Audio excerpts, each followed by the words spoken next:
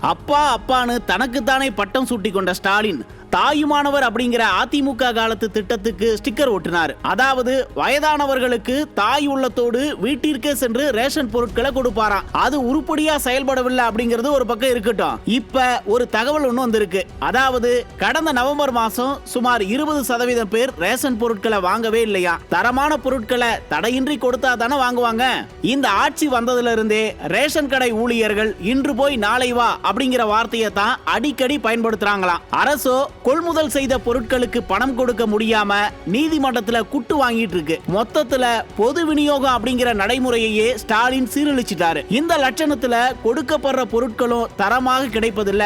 தரமற்ற பொருட்களை தாமதமாவே கொடுக்கறாங்க. இந்த மாச பசிக்கு அடுத்த மாசம் சாப்பிட முடியுமா அப்படிங்கிற கேள்வி எல்லாம் எழுந்துட்டு இருக்கு. அதனாலதான் மக்கள் நியாய விலை கடைகளை புறக்கணிக்க தொடங்கி இருக்காங்க. அதன் வெளிப்பாடுதான் 20% பேர் பொருட்களை வாங்காம இருப்பது. எத்தனை இடங்கள்ல இந்த அரசு பொருட்கள் இல்ல அப்படின்னு மக்களை விரட்டி அடித்ததோ தெரியல. ஆக மொத்தம் உரிய நேரத்துல உணவுப் பொருள் விநியோகம் நடக்கவில்லை என்பது மட்டும் தெளிவா தெரியுது. இதுல ஆட்சிக்கு வருவதற்கு முன் கொப்பரை தேங்காய் கொடுப்போம், பனை வெல்லம் கொடுப்போம் என வாக்குறுதி எல்லாம் கொடுத்தாங்க. இப்ப பருப்பும் பாமாயிலும் கொடுக்கவே வக்கில்லாம திணறிட்டு இருக்காங்க. ஏழைகளின் வயிற்றில் அடிப்பது துரோகம் இல்லையா ஸ்டாலின் சார்? இந்த துரோகத்திற்கான பாடத்தை மக்கள் கட்டாயம் புகட்டுவாங்க.